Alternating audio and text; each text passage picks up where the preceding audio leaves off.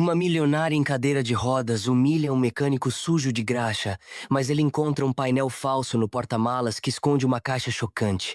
Ao abri-la, descobre documentos que provam que a mulher foi roubada ao nascer e que sua verdadeira mãe está viva, encarcerada há décadas em um hospício. Seu acidente não foi casual, diz o homem, ao notar que a família adotiva da moça esconde um crime impensável.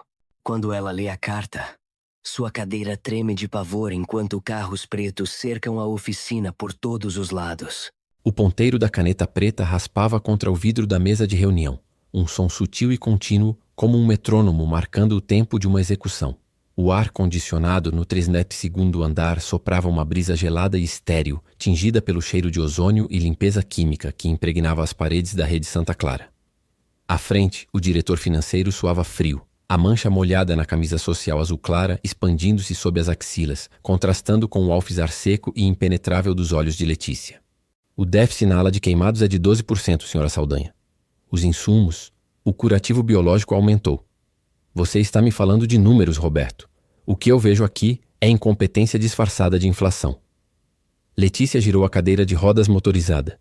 O movimento foi suave, um zumbido elétrico baixo que cortou o ar da sala.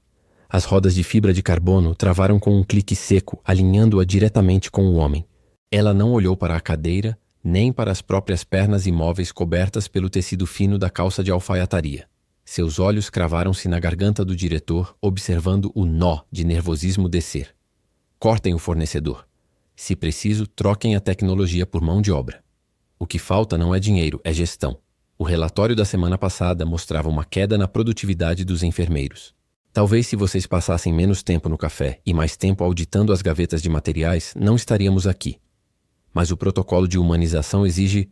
Tentou interceder o médico-chefe, um homem grisalho com mãos trêmulas. Humanização é um termo caro para a ineficiência emocional. Se eles não aguentam a pressão, que procurem outro hospital. Nós não somos uma ONG, somos uma empresa. Se essa ala não der lucro até o próximo trimestre, eu a transformo em um estacionamento VIP. Vocês têm até sexta-feira para reverter o quadro. A reunião está encerrada. A batida da palma da mão contra a mesa de vidro ecoou como um tiro. A sala esvaziou-se em segundos, o som dos sapatos de couro carpeteados abafando as respirações aliviadas dos funcionários. Deixou para trás apenas o cheiro de medo e a temperatura controlada em 18 graus. Sozinha, Letícia soltou o ar que prendia inconscientemente no peito. O estômago revirava, uma acidez quente subindo pelo esôfago, punição pelo café tomado em jejum. Ela estendeu a mão direita, os dedos longos e bem cuidados, e ajustou a altura da tela do tablet. A luz azul refletiu em seus olhos escuros. A competência era a única blindagem que restava. Se eles soubessem que ela passou a noite inteira acordada, estudando balancetes apenas para não sentir o formigamento fantasma nas panturrilhas, a destruição seria imediata. A fraqueza era um convite ao abate. O celular vibrou no suporte acoplado ao braço da cadeira. Uma mensagem da filha, Bruna. Não vou almoçar. Tenho aula. O queixo de Letícia endureceu. A menina estava ficando indisciplinada, fruto de uma criação mole. Deveria ter sido mais rígida, como seu pai. O pai adotivo, Wagner, sempre dizia que o medo era um combustível mais eficiente que o amor. Sebastião, o motorista, entrou na sala com o passo pesado de quem carrega o peso do mundo nas costas. O cheiro de óleo diesel e couro envelhecido do uniforme invadiu o espaço esterilizado, uma violação olfativa que fez as narinas de Letícia se contraírem. O carro está na porta, patroa. A reunião com os investidores é às 3 na Unidade Sul. Você demorou. Eu tenho horário. E pare de olhar para minhas pernas como se fossem de vidro, Sebastião. Elas não vão quebrar se você me apressar. Desculpa, dona Letícia. É que o trânsito na Marginal tá... O motorista engoliu em seco, desviando o olhar para o chão de mármore polido. Eu não pago para você me dar reportagem do trânsito. Me leve. Ela manobrou a cadeira sozinha, ignorando o impulso estendido do motorista. A roda da cadeira subiu no tapete da antecâmara, travando por um milésimo de segundo antes que Letícia forçasse o joystick com violência. O impacto sacudiu sua coluna, uma dor aguda disparando na lombar, mas ela não deu um pio. A dor era um lembrete de que ela ainda estava viva, ainda estava no controle. O elevador de vidro desceu, cortando os andares da torre. Lá embaixo, o asfalto brilhava sob um sol escaldante, o calor formando ondas visuais acima do concreto. A cidade suja, barulhenta e caótica esperava do lado de fora. Letícia olhou para seu reflexo na porta de vidro do elevador. Uma mulher de madeira, untada de cremes caros, blindada pelo terno cinza. Ela odiava o que via lá fora. Odiava a desordem. Odiava a necessidade que essas pessoas tinham de sujar o mundo. O carro blindado, um SUV preto imenso como um tanque de guerra, estava com a porta aberta. O cheiro de couro novo, misturado ao ar mático que Sebastião deixou ligado, era um bálsamo. Era ali, naquele caixote de metal blindado, que ela conseguia respirar. Fecha a porta, Sebastião, e ligue o ar. Esse sol me dá dor de cabeça. A porta se fechou com um baque surdo, isolando-a do mundo. O motor roncou suave e potente. O status quo estava restaurado. Ela era Letícia Saldanha, a mulher que não podia andar, mas que pisava mais forte do que qualquer um. Pelo menos era isso que ela se forçava a acreditar enquanto o carro engatava a primeira marcha e mergulhava no caos do trânsito de São Paulo. O silêncio não foi pacífico. Foi o corte brusco de um fio elétrico, o sufocamento de uma besta de aço. O ronco surdo do V12 morreu engasgando, substituído por um chiado agudo que vinha do cofre do motor. O ar-condicionado parou na mesma hora, e o golpe de calor dentro da cabine foi instantâneo. O cheiro de ozônio e plástico derretido invadiu as narinas, ácido e avassalador. Letícia bateu a mão espalmada na porta do passageiro. Sebastião, o que houve? Conserte isso, agora. O motorista suava frio, as mãos escorregando no volante de couro ao tentar acionar a chave de novo. O motor apenas girou, seco, sem pegar. Foi a embreagem, dona Letícia, ou o radiador. O carro superaqueceu. Vamos ter que empurrar. Empurrar? Você está maluco? Estamos na marginal. O grito ecoou, mas o som externo era ensurdecedor. Buzinas, escapamentos estourados, o asfalto cozinhando ao sol da 1 da tarde. Não há sinal de celular. A antena repele tudo aqui. Se ficarmos, vamos assar. Sebastião desceu com o torso nu, ignorando o sol que queimava suas costas, e começou a empurrar o sedã blindado. Letícia sentiu a humilhação subir pelo pescoço, vermelho vivo sob o colar de diamantes. O carro rodou inerte até a calçada de terra batida, encostando na placa de madeira carcomida. Oficina do Mateus, funilaria e mecânica. Ela olhou para aquilo. Não era um lugar. Era uma ferida a céu aberto. Peças de ferrugem empilhadas como ossos de dinossauros, pneus balde servindo de balanço e um cheiro de graxa velha que parecia tangível, grudando na pele. O chão era de cascalho pontiagudo, o pesadelo de qualquer cadeira de rodas importada. Não vou sair daqui. Chame outro reboque. Eu pago o que for. A voz dela tremia, não de medo, mas de asco. Não vai vir ninguém a tempo da reunião, moça. E a água do radiador está fervendo. Precisamos de ajuda. Sebastião abriu a porta do carro e puxou a cadeira de rodas. O impacto com o chão irregular foi um choque que subiu pela coluna. A poeira imediata cobriu seus sapatos de verniz. Ela tossiu, tapando a boca com um lenço de seda, os olhos narrow em repulsa. Um homem saiu de dentro daquela caixa de madeira que devia ser a oficina. Era alto, o cabelo preto desgrenhado preso atrás com um elástico sujo de óleo, a camiseta de malha cinza colada ao corpo suado. Ele limpou as mãos em um pano preto, gordo, sem olhar para ela, focado no motor que soltava fumaça branca. Belo chassis. Suspensão pneumática. O homem parou na frente do carro, a voz grave, rouca. Problema é que essa belezinha não foi feita para buraco de rua. Mangueira estourou. Vazou no alternador. Ele encostou-se para dentro do cofre do motor. Letícia observou os braços dele, musculosos, marcados por cicatrizes finas e manchas de tinta, como um cirurgião de mangas de camisa. Não toque nos sensores, ela ordenou, a voz dura. Isso é uma peça original alemã. Você vai estragar. O homem parou, virou a cabeça lentamente. O olhar dele não era servil. Era um exame clínico, frio, dissecando a arrogância dela. O motor tá quente demais, moça. Se eu não tocar nos sensores para desligar o sistema de injeção, o bloco vai rachar. Sua peça alemã vira sucata em 5 minutos. Ele voltou a trabalhar. O som de chaves de fenda, o clique metálico de aços sendo forçados. Letícia sentiu o estômago revirar. O calor fazia o cabelo grudar na testa. O cheiro de manteiga de cálcio e óleo diesel era sufocante. Ela se sentiu uma bactéria numa placa de Petri exposta. Pode ficar aí, o homem disse, sem tirar os olhos de uma conexão complexa atrás do motor. Demora uns 30 minutos para o resfriador natural agir. Vou ter que subir o painel. Painel? A palavra soou como um insulto. É. A fiação principal passou por trás do porta-malas nesses modelos customizados. Preciso acessar o fusível central. Ele foi até a traseira. Sebastião, coitado, tentava ajudar segurando uma lanterna, mas o mecânico dispensou com um aceno de cabeça. O homem puxou uma chave de roda pesada e, com um movimento seco, soltou a bateria de acesso. Ele abriu o compartimento do motor na traseira, mexeu nos cabos e então parou. Ficou imóvel por 10 segundos. A testa dele franziu. Ele bateu na chapa metálica do fundo do porta-malas. Um som oco, vazio. Não era o som de metal reforçado blindado. Era papel. Madeira. Letícia percebeu a mudança na postura dele. A curiosidade profissional matou o desdém. O que tem ali? Pode ir embora, deixe apenas o carro. A impaciência voltou. O homem ignorou. Ele usou um alicate de bico fino para puxar um painel de revestimento que nem sequer sabia que existia. Houve um rangido de adesivo velho sendo arrancado. Um pedaço de metal falsificado caiu, revelando uma caixa de ferro enferrujada, presa com fita crepe desbotada, encostada na roda sobressalente. Ela parecia um tumor naquele motor impecável. Que nojeira é essa? Letícia tentou se inclinar na cadeira, os músculos das coxas dormentes respondendo com uma dor surda. O que o motorista deixou guardado aí? É droga? Se for qualquer coisa ilícita, eu vou processar vocês dois até a 4ª geração. Sebastião ficou pálido, branco como um lençol. Ele deu um passo atrás, engolindo em seco. O mecânico puxou a caixa com cuidado. Era pesada. Ele correu o dedo pela tampa, limpando a gordura, revelando uma inscrição riscada com ponta de caneta. HSC, 1985. Ele olhou para Sebastião, depois para Letícia. O olhar do mecânico mudou. Não era mais o técnico avaliando um carro. Era o predador que encontrou um rastro.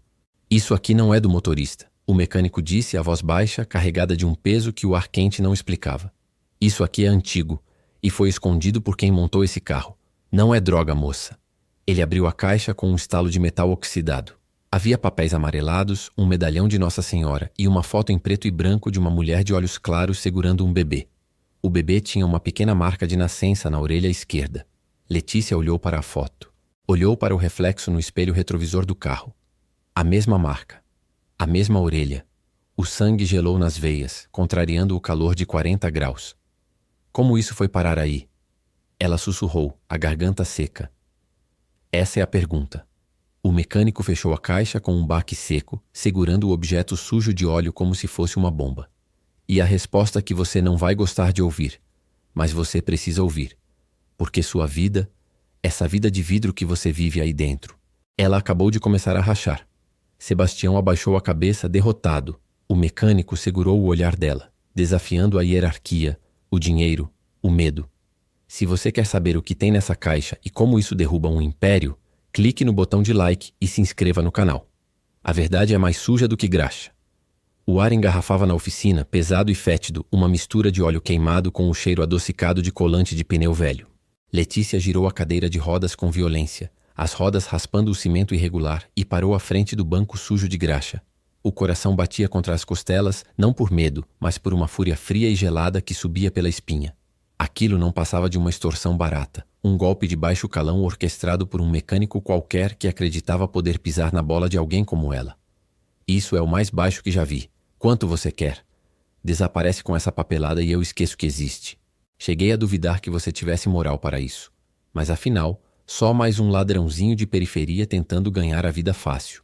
O som da chuva começou a bater na chapa metálica do telhado, um tamborilar insistente que aumentava a temperatura do ambiente. O mecânico continuou de costas, enxugando as mãos em um pano preto e engordurado sem pressa. A calma dele era um insulto direto à urgência dela. Letícia esticou o pescoço, tentando alcançar a caixa de metal que ele havia colocado na prateleira alta, fora do alcance de suas mãos. Os dedos cerraram o ar, inúteis. Seu pai deve estar muito orgulhoso. Chantagear uma deficiente... Que classe! Mateus virou o rosto devagar. Ele não estava irritado. Olhava para ela como quem olha para um motor fundido com pena técnica. A caixa não vai para lugar nenhum, Saldanha. E o dinheiro não compra o que está escrito dentro dessas fotos. Você pode tentar ignorar. Pode colocar a cabeça no areal do seu condomínio, mas o carro está desmontado e a estrada está começando a alagar. Você vai ter que ouvir. A tecla do celular vibrou na mão dela, escorregadia de suor. A tela riscou com a chamada de Sebastian. O motorista devia estar a quilômetros de distância, provavelmente tomando um café enquanto ela lidava com aquela insanidade. Eu não preciso ouvir nada de um sujeito que ganha a vida mexendo em ferro velho. Eu estou chamando a polícia. Vou falar que é sequestro, assalto, o que for. Você nunca mais vai colocar os pés numa oficina, nem como porteiro. O barulho de um trovão abafou a resposta dele. A luz da oficina piscou, amarelada e fraca, ameaçando apagar a qualquer segundo. O sinal do celular caiu para uma barra instável. Letícia mordeu o lábio, o gosto metálico do sangue impregnando a língua. O desconforto nas pernas, aquele formigamento fantasma que sempre aparecia quando o estresse apertava, começou a latejar. Uma lembrança constante de sua fraqueza física num ambiente hostil. Ela tentou discar o número da segurança particular da empresa, mas a tela só carregava uma mensagem de erro. Sem antena. A chuva tá derrubando as torres da região. Não vai ter chamada para ninguém tão cedo. O portão tá fechado. O carro tá no elevador e o seu motorista não vai conseguir entrar aqui com essa enxurrada. Tá só nós dois e a verdade.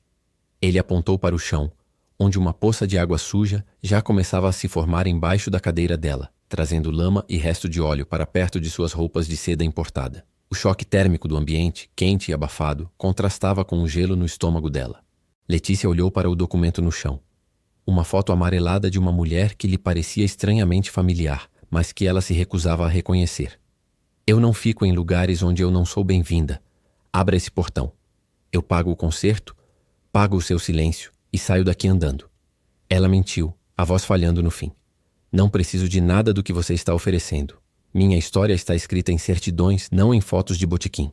Mateus pegou uma chave de fenda e voltou para o motor do carro, o som do metal batendo no metal ecoando como tiros. A certidão é papel, moça.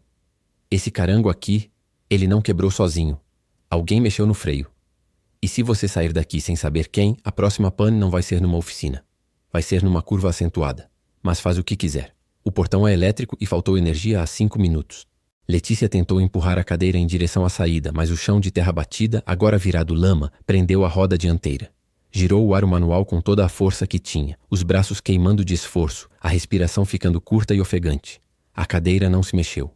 Ficou enterrada até o eixo, presa na sujeira que ela tanto desprezava, a poucos metros da liberdade que lhe era negada pela física e pela mentira em que vivia. Ela olhou para o mecânico, que continuava a trabalhar indiferente, percebendo pela primeira vez que não estava no controle de absolutamente nada.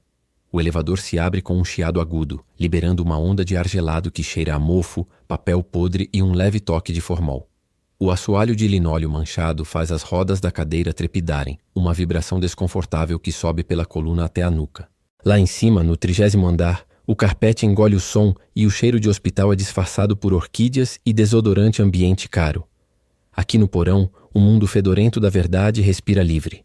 As lâmpadas fluorescentes piscam no teto baixo, lançando sombras intermitentes sobre as estantes de metal que parecem sepulcros empilhados. As mãos de luva de pelice suam frias dentro do tecido. O avanço pela estreita correção entre as prateleiras é uma manobra acrobática e humilhante. O guidão roça na lateral fria do aço, arrancando um rangido metálico que ecoa como um tiro no silêncio do arquivo morto. Uma teia de aranha pega no cabelo e o reflexo imediato é de repulsa, estalar a mão para afastar a sujeira, mas o movimento é inútil. A sujeira aqui não é apenas poeira, é sedimentada. É décadas de documentos empilhados que ninguém da diretoria jamais se deu ao trabalho de revisar. A respiração fica ofegante, não pelo esforço físico, mas pela claustrofobia de estar fora da redoma de vidro. A pasta alfanumérica 1985 está na prateleira mais alta, inalcançável. A cadeira de rodas não sobe. A falha no corpo é um lembrete físico gritante da limitação. É preciso esticar o braço ao máximo, ficar na ponta do assento, desequilibrar o centro de gravidade. A blusa de seda sobe, expondo à pele a brisa ácida do porão. Os dedos roçam a lombada grossa, empurram outras pastas de lado, derrubando envelopes que espalham poeira no ar até agarrar o couro desgastado. O peso do arquivo puxa o braço para baixo na hora de trazê-lo para o colo. O zíper abre com dificuldade. O cheiro de papel velho invade as narinas, um cheiro de tempo parado. Lá está a certidão, papel ao maço, timbre seco, assinaturas à caneta nanquim. A mão treme ao segurar a folha. O zumbido das lâmpadas parece aumentar de volume, um inseto zangado zunindo dentro do crânio. Os olhos escaneiam o documento procurando o que o mecânico disse que encontraria. O nome da mãe, Aurora Pires. O nome do bebê, não identificado. E ali, no carimbo do selo, o número da certidão. O coração dispara contra as costelas como um pássaro batendo as asas contra uma gaiola. A bolsa de couro é aberta com um movimento brusco, a carteira de motorista é puxada para fora. Compara-se o número da certidão de nascimento na carteira com o número no registro antigo. Os dígitos não combinam, nem de longe. A data de emissão do documento oficial é posterior à data do registro antigo em 2 anos. E a assinatura do médico responsável no documento antigo, Dr. Cláudio Souza. O estômago dá um nó. Vômito sobe a garganta, mas é engolido com força. Wagner sempre disse que o Dr. Cláudio era um charlatão, um médico louco que foi expulso por incompetência. Mas a assinatura ali é firme, decidida, acompanhada de uma observação manuscrita no canto.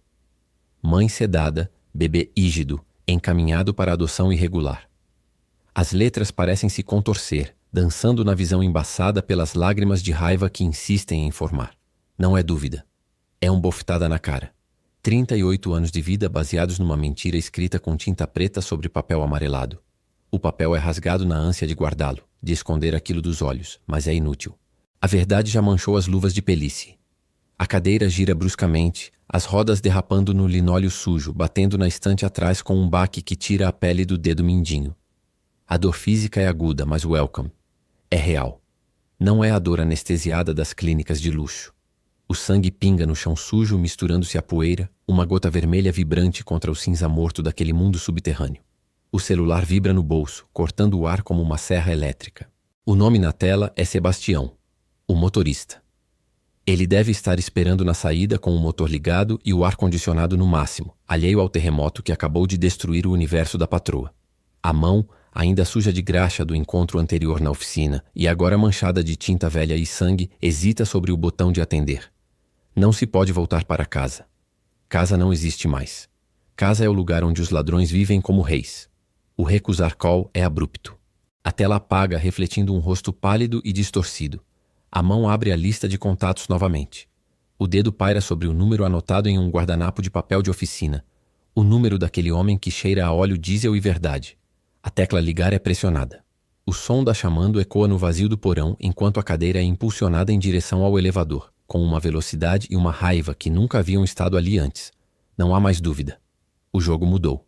Alô? A voz do outro lado é rouca, preocupada. O silêncio dura 3 segundos, tempo suficiente para ouvir a respiração ofegante e a decisão finalizada. Você tem razão.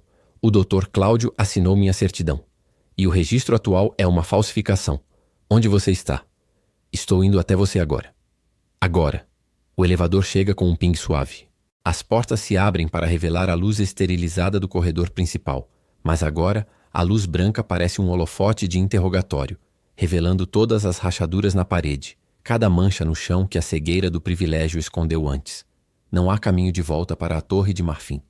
A rota foi cortada. A cadeira avança para dentro da cabine, e o botão de fechar é acionado com um tapa seco, como se fechasse o caixão de uma vida inteira. O ventilador de teto rangia como um animal moribundo, cortando o ar quente e úmido da oficina sem conseguir baixar a temperatura um único grau. Letícia sentia a blusa de seda colar nas costas, um rosto desconfortável e repugnante, enquanto seus dedos, acostumados à textura lisa de papelarias importadas, se recusavam a tocar na pilha de relatórios médicos amarelados sobre a mesa de ferro enferrujado.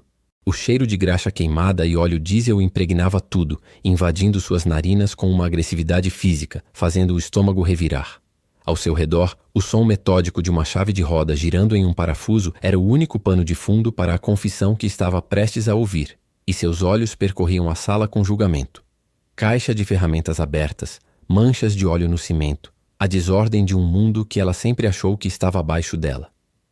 Esses papéis não provam nada. Só mostram que seu pai era um médico desonesto que roubou pacientes. Mateus não levantou os olhos do monitor de um notebook que parecia ter sobrevivido a uma guerra, as teclas cobertas por uma fina camada de poeira de tijolo. Ele passou a mão pela barba por fazer, deixando uma mancha escura no queixo, e girou a tela para ela. Desonesto? O Dr. Cláudio era o único que não assinava atestados de óbito por conta da caixa registradora, doutora. Leia a data desse internamento. Agora cruze com a foto da Fundação da Santa Clara que estava na caixa do seu carro. Letícia aproximou a cadeira de rodas, o ruído das rodas batendo no chão irregular soando alto demais. A luz da tela do notebook piscava, revelando uma digitalização de um prontuário antigo. Aurora Pires. Internação compulsória. Diagnóstico: esquizofrenia paranoide grave. Data: 3 dias após o incêndio que matou os fundadores oficiais do hospital. A data batia com a carta que ela tentara ignorar.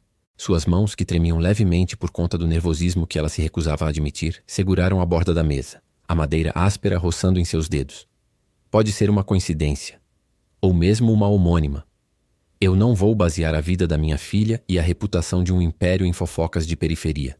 É sua mãe, Letícia. O modo como ele falou, sem subir o tom, com uma certeza seca e cirúrgica, golpeou mais do que qualquer grito. O som de uma chuva forte começou a bater no telhado de zinco, um estrondo de metralha que aumentava a sensação de claustrofobia. O celular de Letícia vibrou na bolsa, deslizando pelo couro até cair no chão de cimento com um baque seco. Ela se curvou para pegá-lo, o movimento abrupto puxando os músculos das costas, lembrando-a da limitação física que ela odiava. Na tela, uma mensagem de Bruna. Mãe, o sistema de arquivamento do hospital teve um acesso anormal hoje de manhã. O tio Wagner está perguntando sobre o why você pediu as certidões antigas. O tempo, que antes parecia arrastar-se naquele calor sufocante, de repente se acelerou. Ele sabe. Mateus parou de digitar. O clima na oficina mudou. A tensão elétrica parecia saltar do fio desencapado de uma lâmpada pendurada. Ele se levantou, esticando a coluna que estalou, e foi até uma estante cheia de manuais de carros velhos. Dentre eles, puxou uma caixa de sapatos vazia. Se ele sabe que você está mexendo nos ossos do esqueleto, ele vai fechar o caixão. Precisamos de uma prova que ele não possa queimar. Bruna, sua filha, ela tem acesso ao arquivo digital? Letícia sentiu um arrepio que não vinha do frio, mas da invasão do seu mundo normal. A ideia de colocar a filha no meio daquele jogo sujo a fez apertar os joelhos que dormiam com força, mas a alternativa, continuar cega, era mais aterrorizante.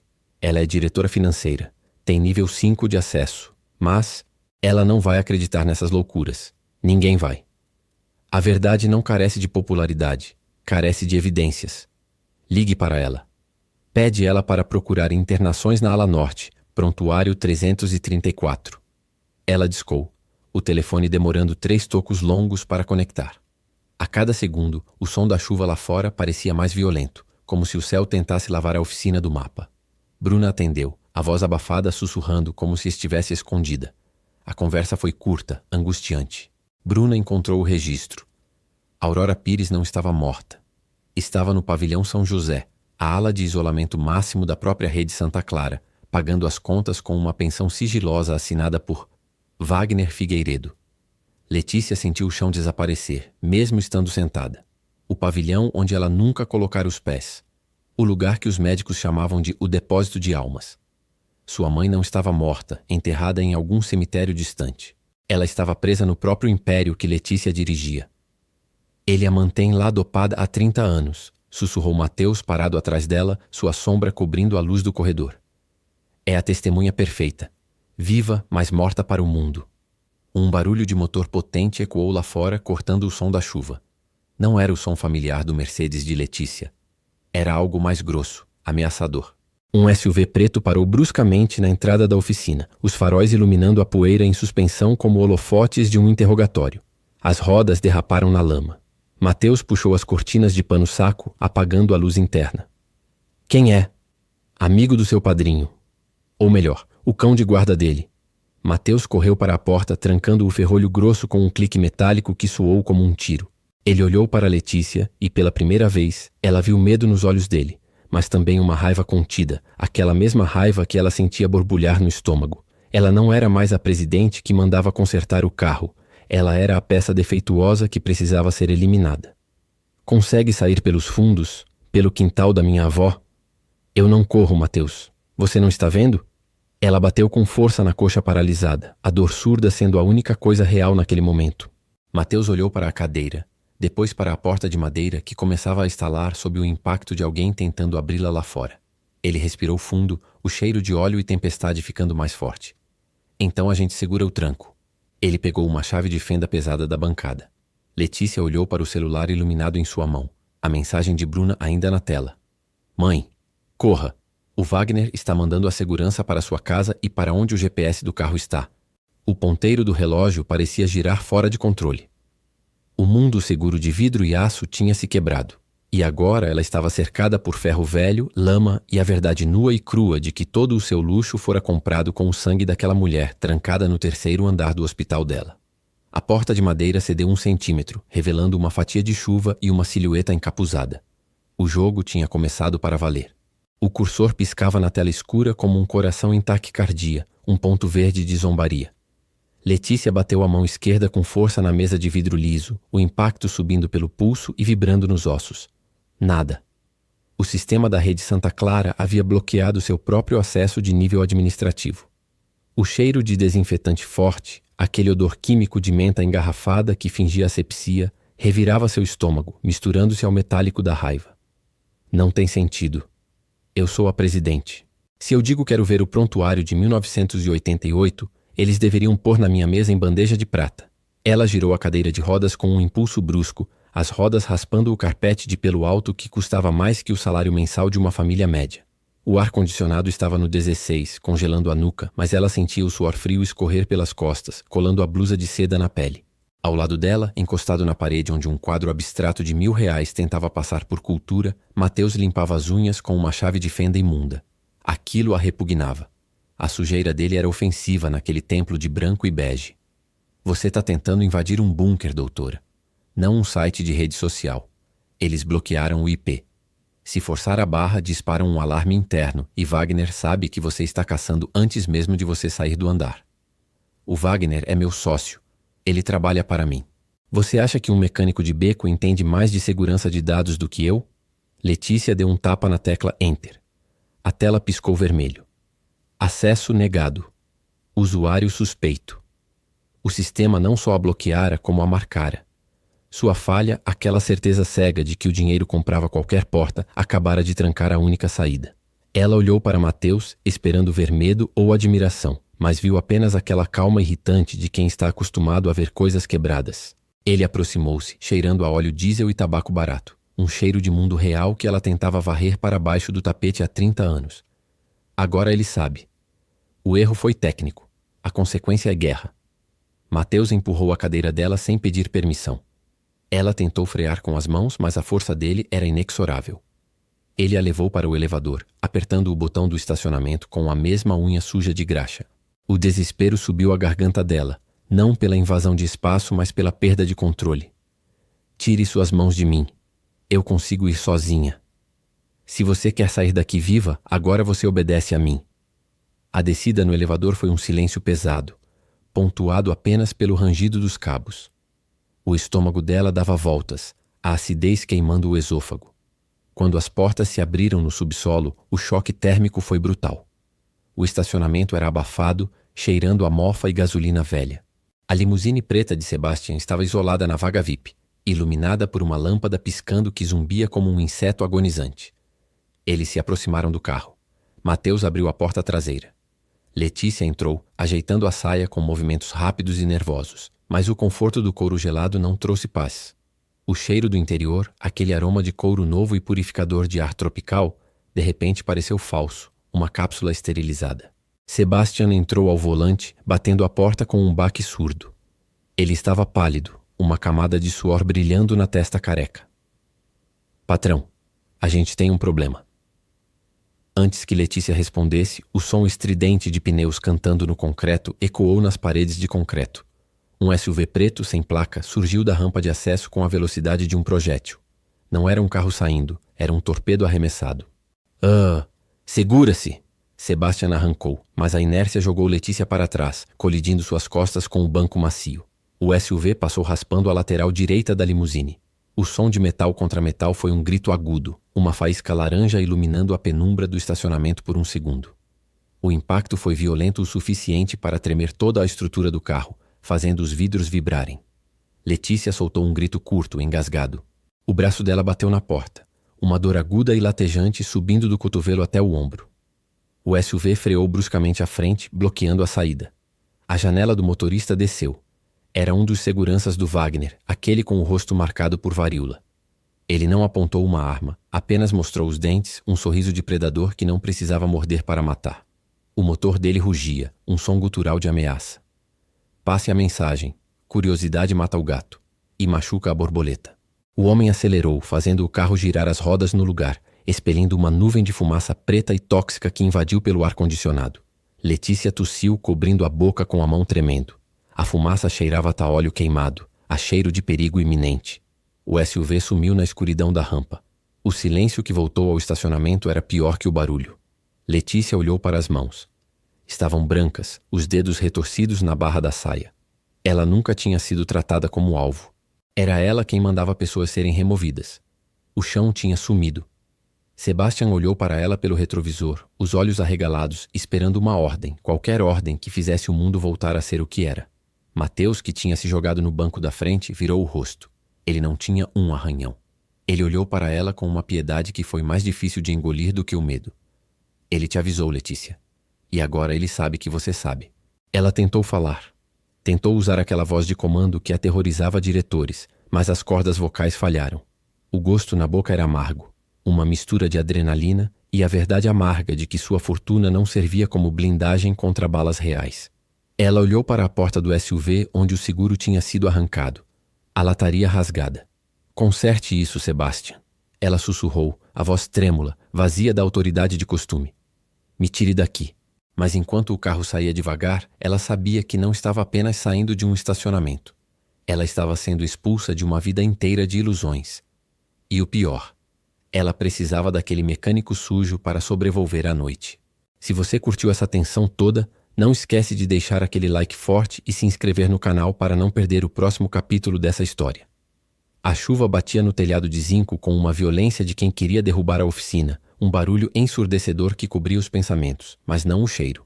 Uma mistura de ozônio, óleo queimado e o medo rançoso que subia pelas enxergas. A luz amarelada da lâmpada mercúrio piscava, casting sombras longas e distorcidas nas ferramentas penduradas na parede. Mateus limpava as mãos com um pano embebido em querosene, o líquido ardendo na pele rachada, enquanto Letícia tentava achar uma posição na cadeira de rodas que não a fizesse sentir uma intrusa deplorável naquele cenário. O silêncio entre eles era pesado, carregado de acusações não ditas e segredos sujos. De repente, a porta de madeira se escancarou com um estrondo. Sebastian entrou, mas não era o homem de terno impecável e postura rígida que a conduzia pelo mundo. Ele estava encharcado, o cabelo colado ao crânio, a camisa social desabotoada e manchada de lama nas costas. Ele ofegava, o peito subindo e descendo como um fole quebrado, e o olhar dele não ficava parado, pulando de Letícia para o chão de cimento, para a porta da rua, como se esperasse ser devorado a qualquer momento. O cheiro de álcool e tabaco barato veio antes dele. Fechou, rapaz. Fecha essa porta logo. Sebastian sussurrou, a voz trêmula, estranhamente fina para um homem daquele tamanho. Mateus segurou o martelo, os dedos brancos de tanta força apertando o cabo. Aqui não é sua sala de estar, Sebas. O que aconteceu? O patrão mandou você me vigiar? Sebastian riu um som seco e sem graça que morreu na garganta. Ele passou a mão trêmula pela cara, espalhando a água da chuva e o suor frio. Patrão. O Wagner não é patrão de ninguém. É um monstro. Ele sabe, Letícia. Ele sabe que vocês foram no arquivo morto. Ele sabe sobre a caixa. Letícia gelou. Não foi uma metáfora. A temperatura na sala parecia cair 10 graus de uma vez só, a dor lombar latejando em sincronia com o coração. Ela apertou os braços da cadeira. Como ele sabe? Porque tem um rastro, moça. Tudo que você faz tem um rastro. Sebastian caminhou até uma banqueta antiga e sentou, a madeira gemendo sob o peso. Ele tirou um maço de cigarros do bolso, mas as mãos tremiam tanto que ele não conseguia acender o isqueiro. Mateus chegou perto, segurou o fogo, o rosto colado ao do motorista, estudando a pupila dilatada do homem. Eu fui eu. Eu coloquei a caixa no carro. As palavras ficaram flutuando no ar úmido. Mateus estancou, o isqueiro ainda aceso, a chama dançando perto dos dedos sujos de graxa e sangue seco. Explica direito, homem. O que acabou de sair da sua boca? Sebastian inspirou fundo, a fumaça saindo pelos pulmões como se fosse a alma dele fugindo. Há 30 anos, eu era só um garoto, motorista de passeio do Dr. Cláudio, o pai do seu pai, Mateus.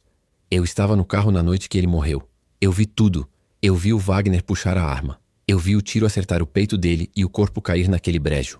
A ofuscante luz da lâmpada pareceu piscar mais forte. Mateus soltou o isqueiro, que caiu no chão com um clink metálico. Seus punhos fecharam, os nós dos dedos estalando. Você viu? E nunca falou nada?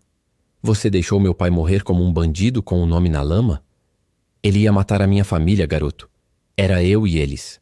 Sebastian berrou, lágrimas se misturando com a água da chuva no rosto. Eu achei que se eu me calasse, ele esquecia.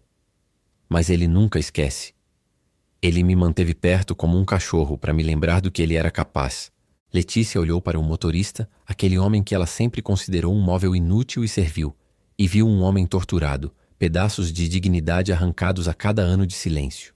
Ela sentiu o estômago revirar, não nojo, mas náusea da própria cegueira. A caixa, as fotos da Aurora. Eu guardava. Todo dia eu olhava para aquela caixa embaixo da minha cama, esperando ter coragem.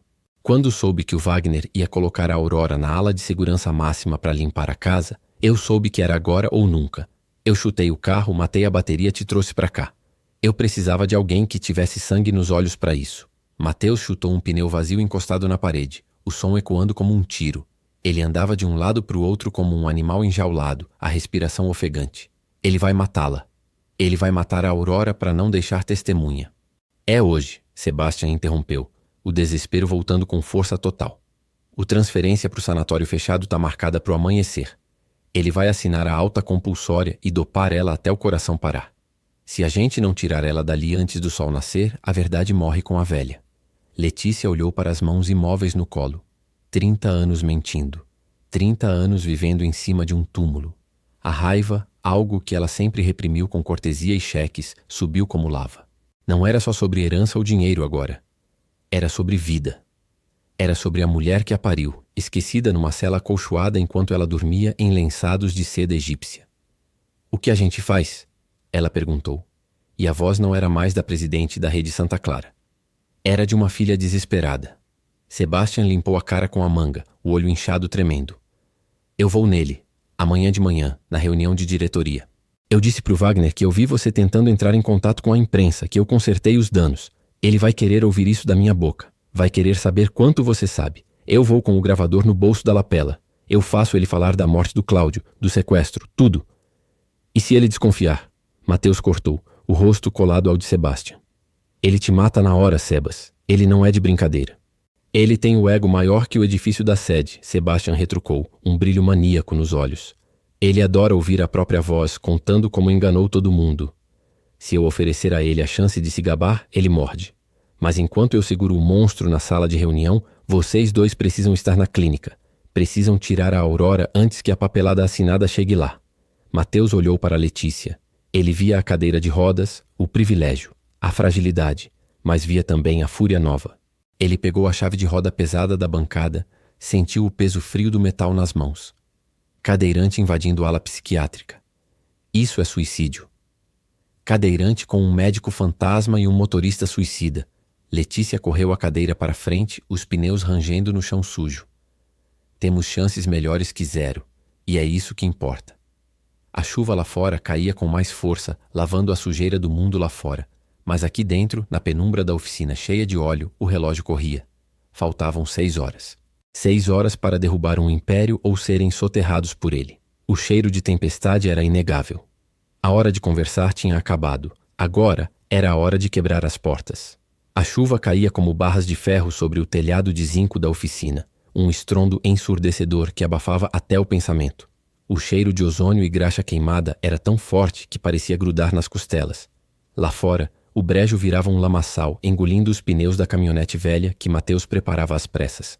Não era o BMW blindado de Letícia, nem nada com ar-condicionado e couro. Era uma máquina de guerra festa de sucata, cheia de ferrugem e fé. Não dá para entrar pela portaria principal, gritou Mateus, tentando se fazer ouvir acima do trovão. Ele enfiava uma maca hidráulica improvisada no cambão da caminhonete, as mãos sujas de óleo negro tremendo, não de frio, mas de adrenalina pura. O Wagner tem seguranças armados até o talo. Se fizermos barulho, a Aurora morre antes de a gente chegar no corredor. Letícia olhou para a cadeira de rodas, depois para o lamaçal que se formava na porta da oficina. O vestido de seda importado estava manchado de graxa há horas, uma mancha escura que ela sabia que nunca sairia. Aquele mundo era sujo, pegajoso, repulsivo. Mas pela primeira vez, ela não estava olhando para baixo. Ela olhou para o rosto pálido de Sebastian, que segurava o volante do carro como se fosse uma âncora para a vida dele. Eu não vou andar, ela disse, a voz firme, cortando-se o barulho da água batendo no chão de cimento. Eu vou ser carregada. Mas essa cadeira fica aqui. Se eu entrar naquele lugar sentada, sou apenas uma inválida. Se eu entrar de pé, sou uma ameaça. Mateus parou. Ele viu o esforço hercúleo nos braços dela, segurando os braços da cadeira, os músculos do pescoço retesados. Ele sabia o que aquilo custava. A falha dela, a arrogância que a cegava, agora era a gasolina que a movia.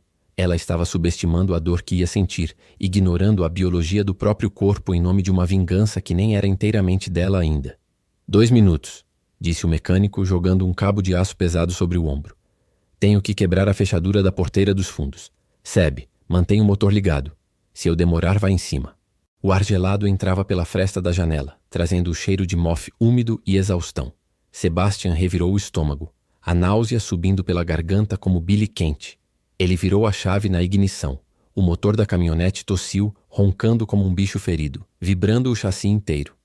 A gente vai pagar por isso, patroa, sussurrou ele, os olhos vidrados no caminho de terra que virava um rio. A gente vai pagar caro. A conta já veio, Sebastian, respondeu Letícia, deixando-se puxar pelos braços fortes de Mateus para o banco do carona. A dor aguda lacerou a lombar, uma faca quente girando entre as vértebras, mas ela engoliu o grito. O contato com o banco estofado de plástico descascado foi um choque de realidade. O frio do metal encostou na pele das pernas mortas, uma lembrança cruel de sua limitação. Agora a gente só vai cobrar. A caminhonete saiu derrapando na lama, jogando terra para todo lado. A chuva castigava o para-brisa, os limpadores de borracha dura rangendo num ritmo frenético, incapazes de varrer o cenário de pesadelo que se aproximava. O mundo lá fora era cinza, sombrio, sem as luzes neon da cidade que ela sempre conheceu. Atrás daquelas grades eletrificadas da clínica Santa Clara, a Aurora esperava. E Wagner, provavelmente já sabendo que a caixa estava aberta, estava esperando eles. O tempo não estava apenas acabando, ele tinha explodido. Eles não eram mais observadores, nem vítimas passivas. Eles eram o projétil disparado na escuridão. Mateus olhou no retrovisor. O reflexo dos seus olhos era duro, o mesmo olhar do pai quando dizia que a medicina era guerra. Ele puxou o cano de ferro que estava debaixo do banco. O metal estava gelado. Fecha o cinto, disse ele, não como um mecânico, mas como um cirurgião prestes a fazer uma amputação sem anestesia. A partir daqui, não tem volta. O corredor da ala 7 cheirava a desinfetante barato misturado com urina velha, uma combinação ácida que raspava o fundo da garganta. As luzes neon piscavam acima, lançando sombras intermitentes nas paredes verdes de tinta descascada, criando um efeito estroboscópico que enchia o ambiente de náusea. Mateus segurava a ferramenta de arrebentar fechaduras, uma adaptação caseira de um alicate de pressão, com as mãos suadas de óleo diesel. O metal estava escorregadio, quente. Ele forçou a dobradiça do portão de alumínio do setor de isolamento. Um estalo seco, ecoante. Vamos, falta 5 minutos. O motorista não vai segurar o Wagner para sempre. Letícia olhou para o relógio Patek Philippe no pulso. O cristal refletiu o brilho frio e doentio da lâmpada. De repente, o apito da sirene de incêndio começou longe, um gemido grave que subia de tom, ecoando pelos dutos de ar-condicionado sujos e amarelados. Não era parte do plano. O alarme deveria estar desligado. A mão dela tremeu no aro da cadeira de rodas. O couro sintético estava quente e úmido sob o toque. Eles sabem. Como eles sabem? Mateus ignorou a pergunta, empurrando o portão com o ombro. O som de botas pesadas correndo no pavimento superior abafou o grito dela. Concreto batendo em sola de borracha. Muitas botas. O chão vibrava. Entra. Agora. O quarto 302 era uma caixa de cimento com uma cama de ferro presa ao chão. No meio, uma mulher enrugada balançava o tronco, amarrada pelos pulsos com tiras de couro grossas. Aurora. O cabelo branco estava embaraçado, oleoso. O cheiro de corpo sujo ali dentro era forte, quase sólido, uma nuvem pungente que fazia os olhos lacrimejarem. Letícia levou a mão ao nariz, mas o estômago revirou. Era a realidade da caridade que ela assinava nos relatórios anuais, sentada em uma mesa de mogno. Mãe? A palavra saiu fina, quebrada. Aurora não reagiu. Olhava para o vazio babando. Mateus foi até a cama, tirou da bolsa um bisturi cirúrgico descartável. A lâmina brilhou sob a luz oscilante. Segura as pernas dela. Vou cortar as tiras. A porta do quarto foi escancarada de tal forma que bateu na parede. O barulho seco de uma arma de fogo engatilhando preencheu o espaço logo depois. 3 homens vestidos de preto sem identificação ocuparam a moldura. Não eram seguranças de hospital. Eram os serviços especiais de Wagner. O líder, um sujeito com cara de pedra e uma cicatriz passando pela sobrancelha, sorriu. O dente amarelo contrastava com a luz fluorescente. A senhora Saldanha. O patrão mandou avisar que a visita foi cancelada. E você, seu mecânico de merda, vai aprender a não colocar a mão onde não é chamado. Letícia estufou o peito. O sangue subiu ao rosto. A arrogância foi um reflexo instintivo, uma couraça que ela vestia para não mostrar medo. A falha fatal dela tocou o alarme mais alto que o da sirene. Vocês têm 5 segundos para saírem daqui antes que eu ligue para o conselho e fazer com que percam não só o emprego, mas a liberdade. Esquecem quem eu sou? Eu sou dona desse lugar. A mão dela alcançou o celular no bolso da jaqueta de seda. O homem riu. Um som gutural, feio. Ele deu um passo à frente, pisando no pé da cadeira de rodas de Letícia, jogando-a para trás. O impacto foi duro. As costas bateram no chão frio de ladrilhos. O ar saiu dos pulmões dela num espirro ofegante.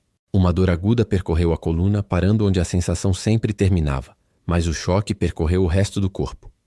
A gente sabe quem você é. Agora. Mateus tentou se levantar, o bisturi na mão, mas o segundo capanga já estava em cima. Um chute na barriga o dobrou ao meio. O som de costelas trincando foi mais alto do que o alarme distante. Mateus caiu de joelhos, cuspindo um jato de sangue vermelho vivo no chão branco manchado de urina. O gosto metálico de ferro encheu a boca dele, sufocante. Acha que ia ser fácil, garoto? Entra no ninho da cobra pensando que é herói. O líder agarrou Letícia pelo cabelo, puxando a cabeça dela para trás com força. O couro cabeludo ardeu. As lágrimas vieram sozinhas, incontroláveis. Ela era uma boneca de pano nas mãos dele. Frágil. Paralisada. Impotente. Mateus! Ela gritou, a voz estrangulada, a visão borrada pelas lágrimas de dor. Mateus cambaleou, tentando segurar a mesa de cabeceira para se erguer, mas o capanga deu uma cotovelada na nuca. Ele caiu com a cara no chão, o nariz quebrando com um estalo úmido e nojento. Ele tateou o chão escorregadio, mistura de cera e sangue, tentando encontrar a arma, qualquer coisa, mas a visão embaralhava em manchas pretas. O som de passos correndo se aproximava do corredor, gritos de enfermeiros. O tempo tinha acabado. O segurança soltou o cabelo de Letícia e chutou a cadeira de rodas que estava virada de lado. O metal chocou contra a parede amassado, uma das rodas girando frouxa no ar. A gente vai levar a velha. E vocês 2 vão ficar aqui para ver o espetáculo. Ele acenou para os outros 2 que avançaram sobre a cama de Aurora, cortando as tiras com facas próprias para arrancar carpetes. Aurora gritou, um som agudo, animal de puro pânico. O som rasgou a alma de Letícia. Ela viu a mãe biológica ser arrastada pela cama, os pés descalços batendo no ferro. As pernas de Letícia se contorceram, inúteis, sem sensação, pesadas como chumbo. O ódio que ela sentiu foi tão forte que fez as têmporas baterem, mas não tinha como lutar. A visão escureceu pelas bordas. Eles tinham a Aurora. Eles tinham cercado o quarto. O plano tinha virado poeira e sangue. Mateus gemia no chão, imóvel, uma poça de sangue escuro crescendo ao redor da cabeça dele. Estavam sozinhos, no fundo do buraco. Tá acabado, princesa, disse o segurança virando as costas. Vamos ver como o papai Wagner lida com traíras. Ele acendeu um isqueiro e jogou na lixeira de plástico cheia de papéis no canto do quarto. A chama pegou rápido, voraz, alaranjada, iluminando o rosto de terror de Letícia e as paredes sujas. O cheiro de queimado começou a subir, acre e intoxicante. Mateus, lutando contra a escuridão da consciência, estendeu a mão suja de graxa e sangue na direção de Letícia. Os dedos roçaram a ponta do sapato de couro dela. Um toque fraco, desesperador. Não. Desista.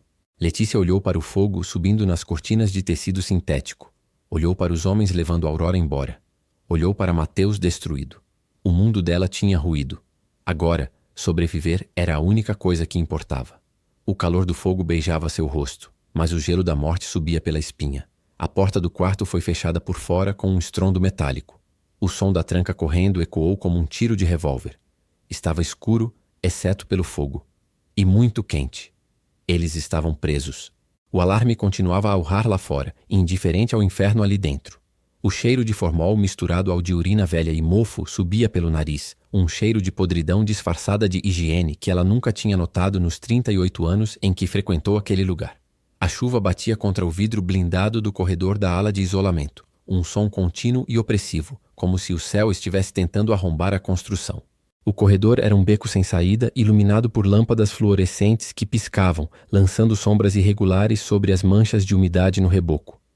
A cadeira de rodas, aquele trono de alumínio ergonomicamente desenhado que custava o salário de 1 ano de um funcionário da limpeza, travou. As rodas deslizaram no piso encerado, sem atrito.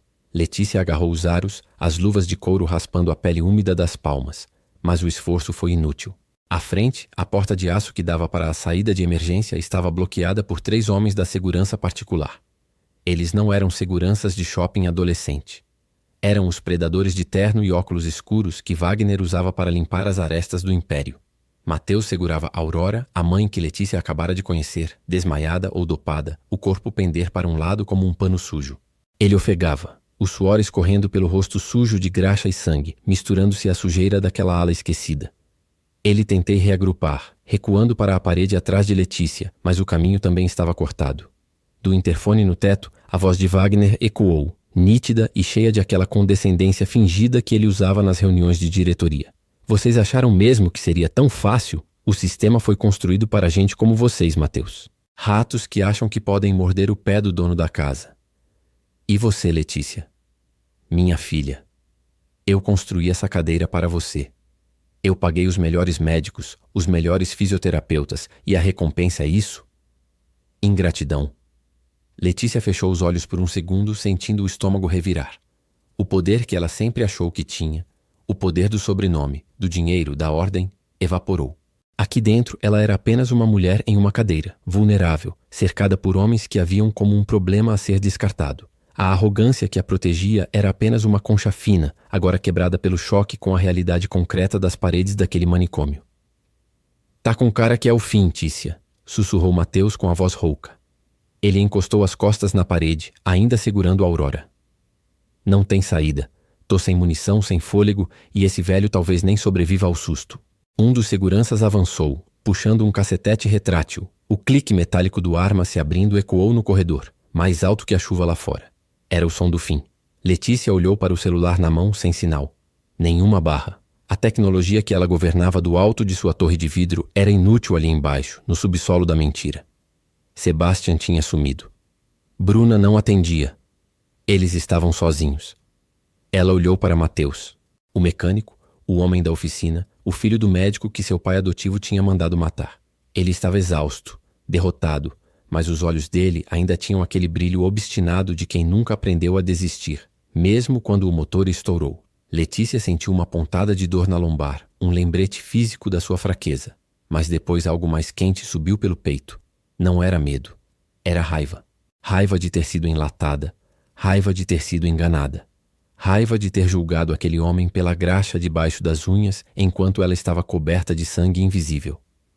Não é o fim, disse ela, e a própria voz a surpreendeu pela firmeza. Ela largou os aros da cadeira e puxou a medalha de ouro que estava presa ao pescoço de Aurora. Era um pingente grosso, antigo. Ele disse que construiu minha cadeira. Ele disse que me deu tudo, mas ele esqueceu de uma coisa. Ela abriu o pingente. Era minúsculo, quase um brinco. Mas dentro havia um cartão de memória micro SD, minúsculo e verde. Um velho truque de espionagem industrial que ela achava que ninguém mais usava na era da nuvem. Sebastian tinha tentado lhe entregar isso dias atrás, antes de se calar por medo. Ela tinha ignorado, tratando como mais uma baboseira paranoica do motorista. Mateus arregalou os olhos. O que é isso? A única saída. A prova que precisávamos para explodir tudo. Mas antes... A porta de aço atrás dos seguranças começou a rangear, empurrada por força externa. Não era a polícia. Eram reforços de Wagner. O tempo, esse recurso que Letícia sempre tinha em excesso, tinha acabado. O tic-tac agora era o som das botas pesadas se aproximando do outro lado, o som do sino do caos que estava prestes a ser solto. O celular vibrou uma vez, uma única pulsação frenética na palma da mão dela. Uma mensagem de número desconhecido. Apenas 3 números. 198. O ano de nascimento de Aurora. O código. Sebastian tinha conseguido.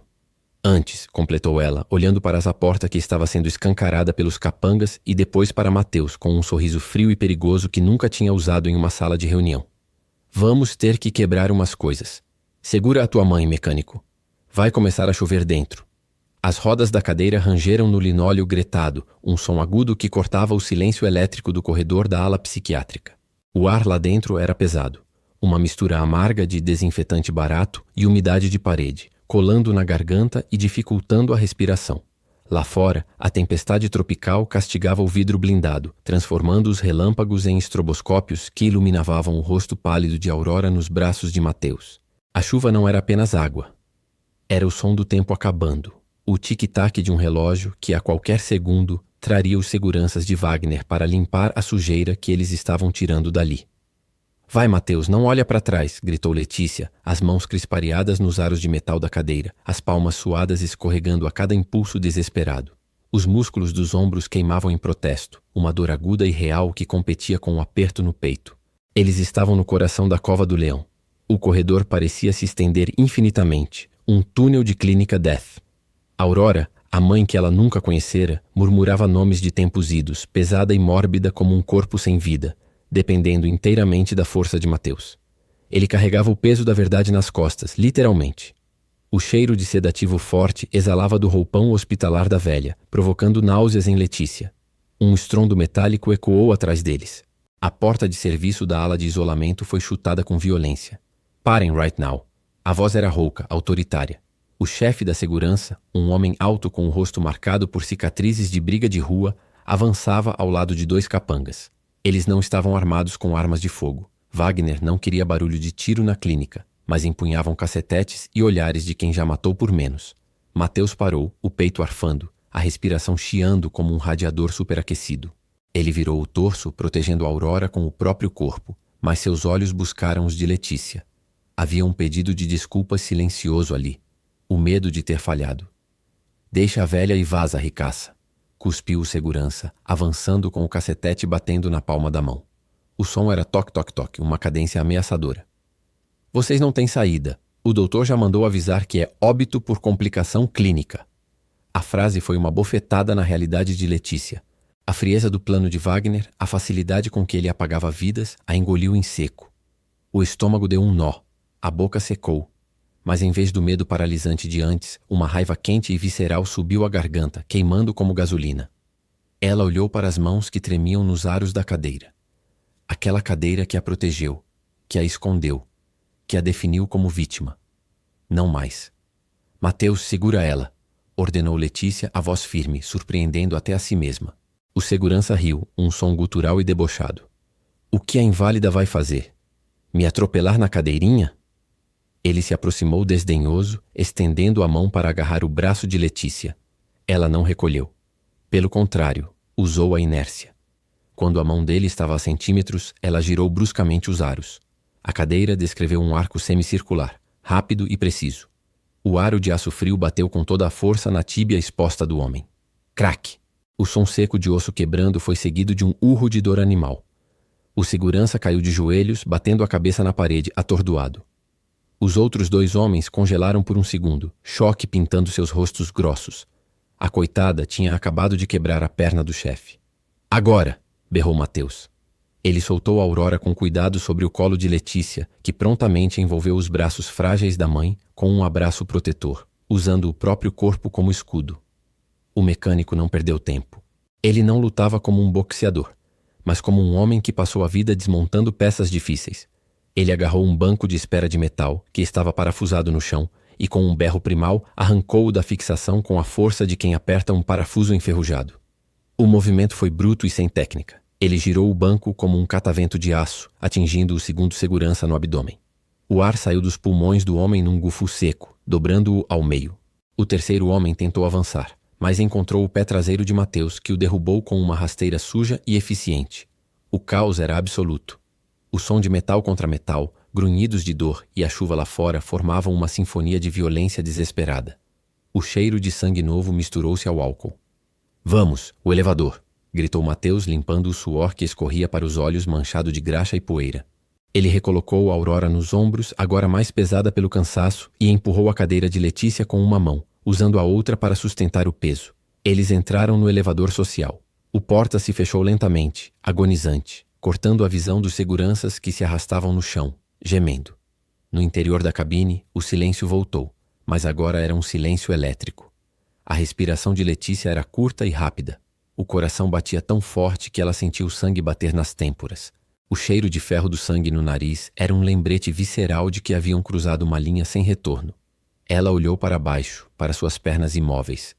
Onde antes havia apenas um vazio anatômico, agora sentia uma agonia fantasma, uma cãibra terrível nos músculos que não respondiam, uma ânsia de correr, de chutar, de lutar que a própria biologia negava. Nós conseguimos, sussurrou Mateus com a voz rouca, encostando a testa na parede fria do elevador. Nós tiramos ela. Letícia olhou para a mãe nos braços dele. Aurora abriu os olhos, vidrados, mas por um segundo o caos mental pareceu se dissipar. Ela olhou para Letícia e pela primeira vez o reconhecimento não foi um delírio. Foi um olhar de amor puro e devastador. Minha menina, murmurou Aurora, a voz trêmula tocando o rosto de Letícia com a mão pálida e enrugada. Aquela tosse, leve como uma pena, desmontou Letícia mais do que a luta. As lágrimas vieram quentes, queimando o rosto. Não era o luxo, nem o império, nem a rede Santa Clara. Era aquilo. Sangue do mesmo sangue. O elevador bingou no térreo. As portas se abriram para o hall de entrada, que era um aquário de vidro. Lá fora, a chuva caía em cortinas horizontais, iluminada pelos faróis que furavam o portão do manicômio. Não eram apenas faróis, eram as luzes vermelhas e azuis da polícia. Os estroboscópios da viatura refletiam nas vitrines, manchando o chão de cores de emergência. Antes que eles saíssem, a portaria foi invadida. Homens encapuzados entraram, mas não eram seguranças. Eram policiais civis, fuzis apontados. Atrás deles, entrando sorrateiramente, estava Bruna, segurando um tablet com o peito inflado, e atrás dela, com as mãos algemadas e o rosto derrotado, estava Wagner. Ele parecia envelhecido 10 anos em uma hora. O terno caro amarrotado, a pose de soberania desmantelada. Atrás dele, Sebastião entrou. O motorista parecia torturado, o rosto marcado por uma angústia antiga, mas quando viu Letícia e a cadeira de rodas, os ombros dele desceram. Ele não era mais um cúmplice. Mateus parou no meio do hall. A respiração dele prendeu-se. A tensão no ar era cortável a faca. Os policiais baixaram as armas ao ver o estado deles.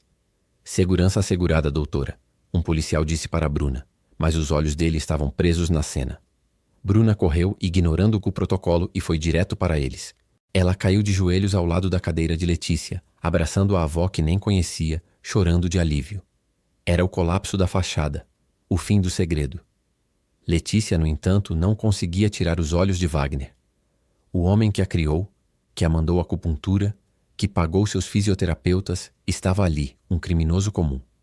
A verdadeira natureza dele, a podridão sob a pintura, estava exposta.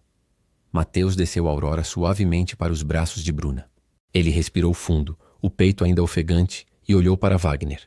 O ódio antigo que ele carregava no nome do pai estava lá, mas agora era uma chama controlada, não um incêndio destrutivo. Acabou, Wagner, disse Mateus com uma calma que aterrorizava o velho mais do que a cadeia. Wagner encarou o mecânico. Por um segundo, o rosto dele se contorceu, como se fosse cuspir um insulto sobre a classe do homem. Mas não havia ar nos pulmões dele. A derrota era total. A lógica da oficina, a honestidade da dor, havia vencido a mentira esterilizada do hospital. Letícia sentiu um formigamento percorrer o corpo. Não era apenas a adrenalina da fuga diminuindo. Era uma certeza gelada e definitiva. Ela olhou para as mãos, depois para as pernas. O bloqueio psicológico, o muro que ela tinha construído para negar a própria origem, tinha se quebrado naquele corredor, naquele golpe diário de cadeira. A mentira dela morreu junto com o império de Wagner.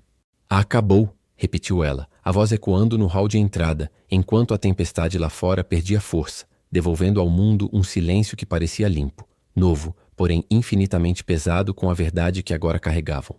O cheiro de álcool e graxa queimada não provoca náusea anymore. Pelo contrário, o aroma é denso, caseiro, agridoce. Os músculos das coxas tremem, uma vibração fina e incontrolável que percorre desde o joelho até a ponta do pé, descalço sobre o cimento frio da garagem. O suor escorre pela testa, salgando os lábios, misturando-se à poeira fina que paira no ar.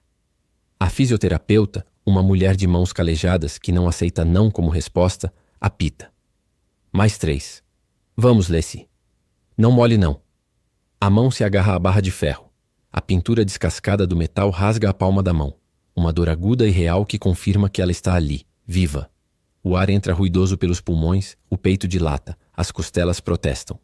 Antes tudo era silencioso, climatizado, esterilizado. Agora, o mundo é barulhento. O som de uma serra elétrica ao fundo, o bater ritmado do martelo, o rádio da oficina tocando um pagode antigo em volume alto.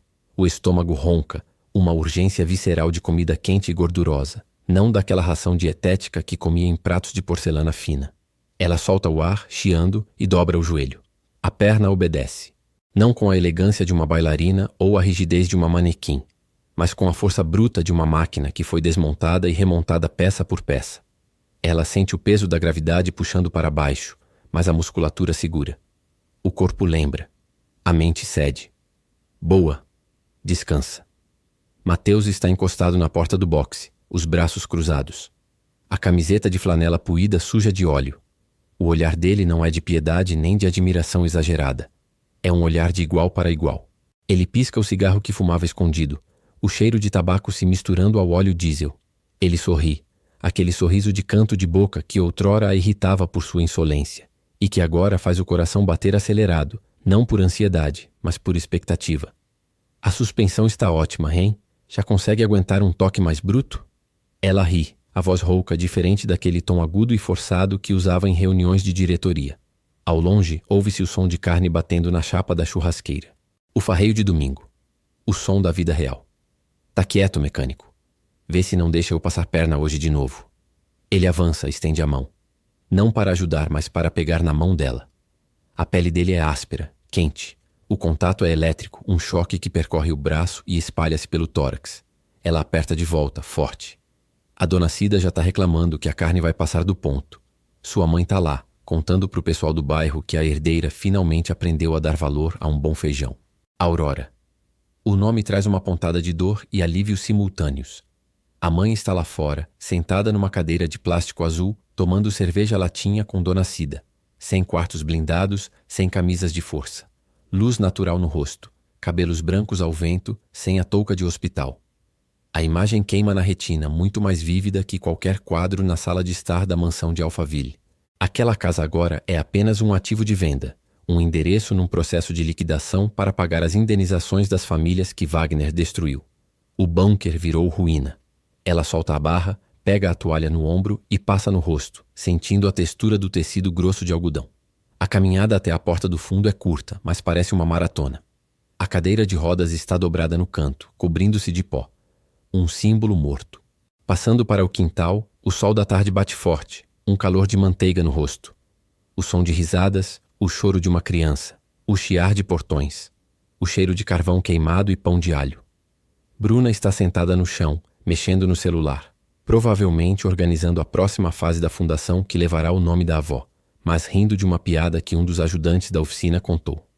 Sebastian, o ex-motorista, hoje vestindo um jeans surrado e uma camisa de botão, está responsável pela carne.